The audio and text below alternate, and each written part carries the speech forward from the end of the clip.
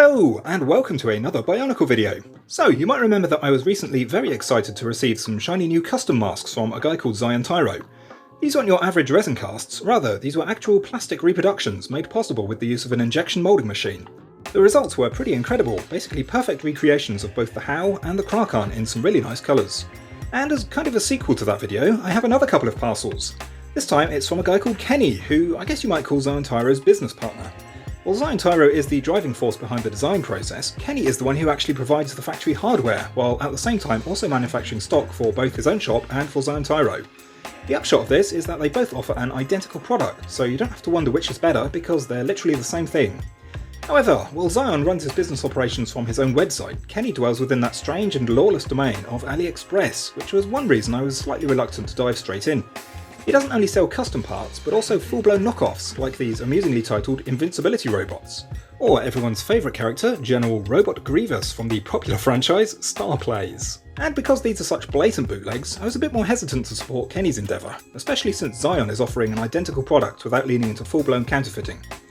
The second reason I held off going for Kenny was, quite simply, the cost of doing so.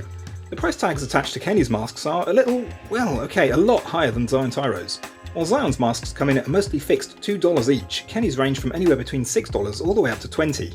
I'm hoping this is because the more expensive colours are harder to synthesise, and not just because he wants to scalp for more desirable options, but hey, anyone making Bionicle masks in this day and age is a hero, and I'm not going to judge them. And besides, whatever opinions you may have on the morality of counterfeiting/profiteering, there's still one very important reason to check out Kenny's store. And no, I'm not talking about this guy in his review section, who gave me a good laugh when I saw him. I'm talking about the colour selection. It's borderline insanity. With a total of 50 different options, including 10 new ones added just before recording, you can basically pick any colour LEGO users and bang, you're all set. I'm assuming the reason for such overwhelming diversity is that Kenny has the actual moulds, meaning it's much easier for him to keep tinkering with colours and see what works, but it seems a bit unfair that one half of the partnership can offer so much more than the other. That said, there are still some noticeable omissions, but we'll come to those shortly. For the most part though, if there's something specific you need, Kenny here has got your back. Priority for me was picking up the How in medium blue and purple, which were colours Zion offered but had unfortunately sold out. Medium blue brings the grand total of Taraga themed How up to 3, with lime green and orange being offered by both sellers. And when you add in the dark grey one from the Asanui set, we're just 2 colours away from a full set of 6 noble How. Pretty neat. Purple is cool too. It's a perfect match for LEGO's version of the colour and is ideal for background Matoran characters. I'm still hoping we'll get some of the other Gen 1 masks offered up in this colour too, since it's so unusual, but for now the How is a great start. Next up, some more clear colours. Zion does trans neon orange, trans black and trans neon green, but Kenny builds on that with trans blue, trans green and trans clear. The trans clear one is beautiful, it's one of my new favourites, and just look at them all on display together alongside Gally's cows. When I first placed my order with Kenny, he didn't have a trans red, but then a few days later he updated with even more colours, so we now have a trans red one to complete the set, plus trans orange and trans light blue. The trans light blue is an almost perfect match for the ultra rare misprint cow, so if the guy ever gets around to doing a cow mould, it's going to be an ideal substitute to fill in that gap in your collection without spending a small fortune. And he added a few glittery options too, so I picked up this amazing poly red How. Just look at those sparkles, beautiful. Next we come to gold. You may remember that the previous gold masks from Zion Tyro were a tiny bit brighter than the official colour, but Kenny has his own formula called Bionicle Gold, which is a perfect match for the gold used for, well, Bionicle. And since my last video, Zion has updated his roster with this new version too, so if you're still looking for a mask to match with Tahu's golden armour, this is the one to go for. The Kraken comes in this revised gold too, although you pay a premium for it. Whether such a minor colour correction is worth paying 5 times extra in Kenny's store is entirely subjective, but there's no denying it looks good, especially alongside the Ignika.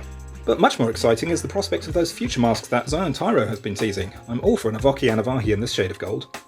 Then lastly from this particular bundle we have turquoise. It's a pretty uncommon colour for Bionicle, showing up on just 2 masks, the Kakama from the Tarakava set and the Miru from Kongu. But now we can add the How to that little collection as well. The colour used for this mask is a perfect match, so it looks right at home whether you're displaying it alongside the existing 2 or using it to build some new background Matoran characters. And that's just about it for this little haul. Overall I'm really happy, although I'm going to need to give some serious thought about where to put them all. I didn't leave space for a whole new set of masks to collect because, well, it just seemed so incredibly unlikely at the time, but I'm sure I'll find somewhere. And I'm glad I've been able to sample both sellers now to see how they stack up. But if I had to say which of the 2 stores I prefer, well, I'm not sure I could. The masks themselves are identical, so neither seller loses points there, which just leaves the service being offered. Zion is undeniably a great budget option, although it feels a huge disservice to call him that. The service he offers is top notch, and even though his colour selection is a little more limited, with 30 colours at the time of filming instead of Kenny's full sprite of 50, his prices are low enough to be, well, absurd considering the high quality on offer. And he pulls ahead with a number of really nice paint finishes on offer, if that's something of interest to you. Kenny, on the other hand, is a bit more expensive, but he offers a much larger selection. I would have quite happily given some of his other colours a test drive, but wow, those price tags sure start adding up quickly. Maybe I'll wait for a sale.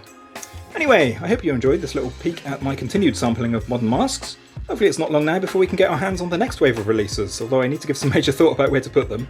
But until then, thanks for watching, and I'll see you in the next video. Ta-ta!